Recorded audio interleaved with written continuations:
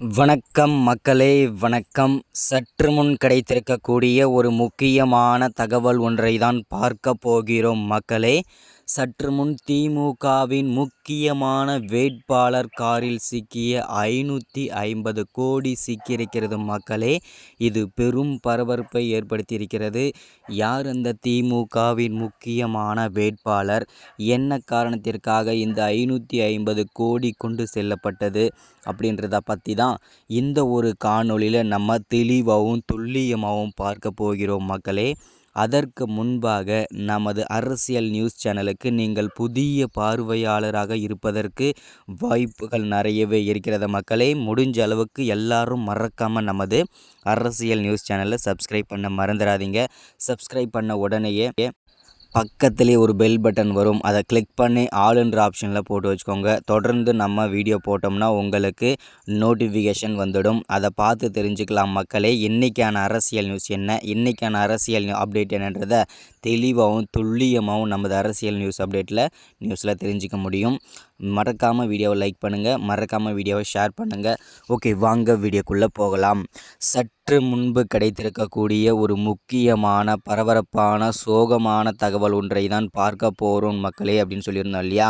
என்ன அப்படின்னு பார்த்தீங்கன்னாக்க, வருகின்ற ஏப்ரல் 19ஆம் தேதி நாடாளுமன்ற தேர்தல் இருக்கக்கூடிய வேளையிலே திமுகவில் இருக்கக்கூடிய முக்கியமான அமைச்சர்களும் மூத்த அமைச்சர்களும் அவர்களுடைய தொகுதியில் வாக்கு சேகரிப்பதற்காக தீவிரமான வேலையில் ஈடுபட்டு கொண்டிருக்கிறார்கள். இந்த நேரத்திலேயே சற்று முன்பு திமுகவுடைய முக்கியமான வேட்பாளர் அவருடைய தொகுதியில் வாக்கு சேகரிப்பதற்காக போய்கொண்டிருக்கும் வேளையிலேயே அவருடைய காரில் 550 கோடி சிக்கியிருக்கிறது. பறக்கும் படையினர் அதிரடி காட்டியிருக்காங்க.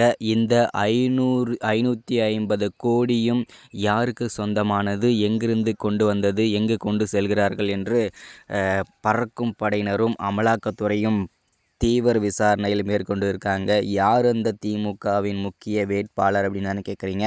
வேறு யாரும் இல்லைங்க, KN நேரு அவர்கள் தான் தன்னுடைய காரில் வாக்கு சேகரிப்பதற்காக போய் கொண்டிருக்கும் வேளையிலே ஓட்டுக்கு பணம் பட்டுவாடா செய்வதற்காகத்தான் இந்த 550 கோடியும் தனது காரிலே கொண்டு சென்றிருக்கிறார். பறக்கும் படையினர் அதிரடியாக இந்த 550 கோடியும் முடக்கிவிட்டார்கள் என்பது பெரும் அதிர்ச்சிக்குள்ளாயிருக்கிறது மக்களே. அது மட்டும் இல்லாமல் உடனடியாக KN நேரு அவர்கள் மாரடைப்பு காரணமாக அவசரமாக அப்போலோ மருத்துவமனையில் அனுமதிக்கப்பட்டிருக்கிறார். இதுதான் இந்த வீடியோவில் நம்ம அப்டேட்டாக கொடுக்குறது. இதை பற்றின தொடர்ச்சியான அப்டேட் அடுத்தடுத்த நியூஸில் அடுத்தடுத்த வீடியோவில் தொடர்ச்சி அப்டேட் பண்ணுறேன். தொடர்ந்து நம்ம சேனல் இணைஞ்சிருங்க. மறக்காமல் சப்ஸ்கிரைப் பண்ணுங்கள், லைக் பண்ணுங்கள், ஷேர் பண்ணுங்கள்.